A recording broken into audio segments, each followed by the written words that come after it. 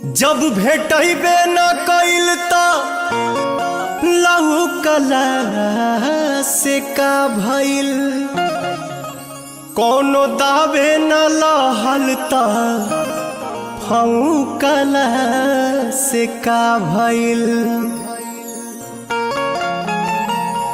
ऐसे तो डाढ़ पत फर के फुलाइल होखे, जब भेटबे न कइल त छौकला से का भइल।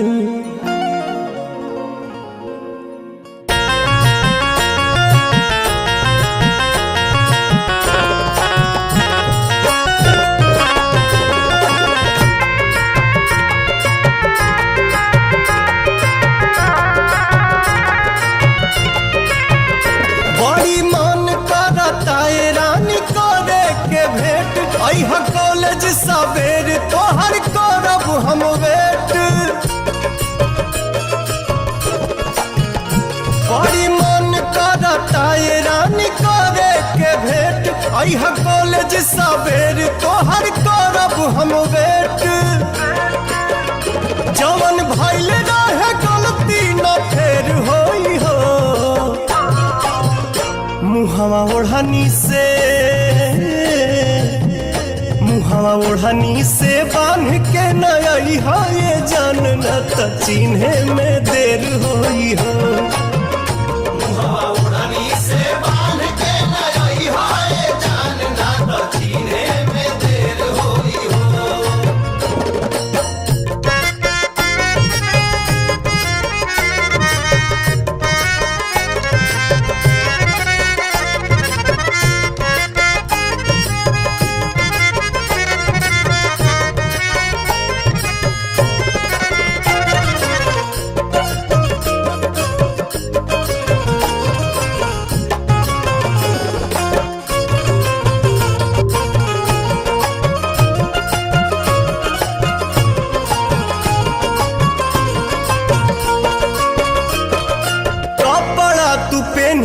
चटक पियर रंग के हथवा में ले ली हम मोबाइल सैमसंग के। हाँ कपड़ा तू पहनी चटक पियर रंग के हथवा में ले ली हम मोबाइल सैमसंग के। कॉल करी हम फिर बात ढेर होई हो। मुहवा ओढ़नी